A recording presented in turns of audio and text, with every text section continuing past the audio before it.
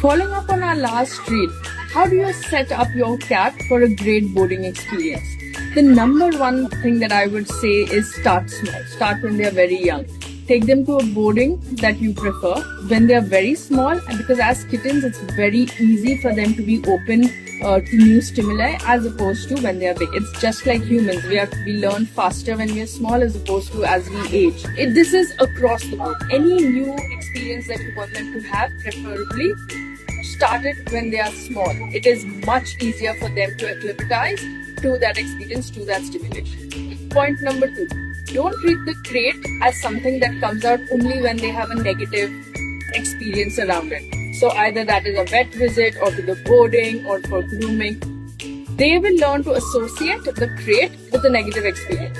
What I do in my home and a lot of other behaviorists and a lot of other cat lovers say is keep the crate as part of their everyday furniture. Let them go and sleep in the crate, maybe sometimes give them treat in the crate.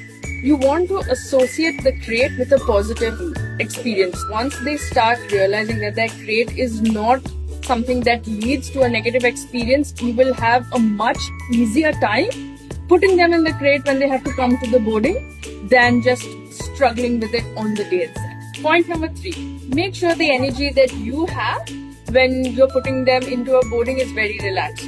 Basically what I said in my last reel, you want to be calm, you want to be relaxed, you want to be nonchalant almost, so that they know that this is not a big deal, this is not any experience that they are going to regret.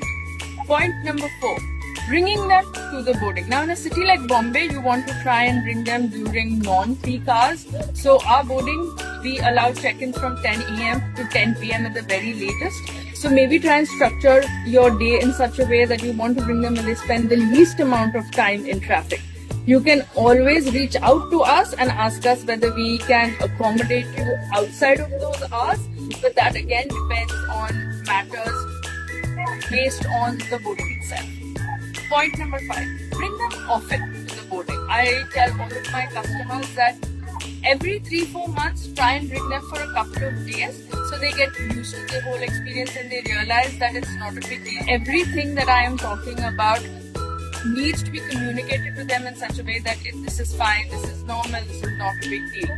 Cats love routine. So anytime you take them out of that routine is going to be disturbing to them. So we want to minimize that disturbance. So bringing them to a boarding, bringing them to a groomer, bringing them to a vet, you want to do that on a semi-routine basis so they know what to expect.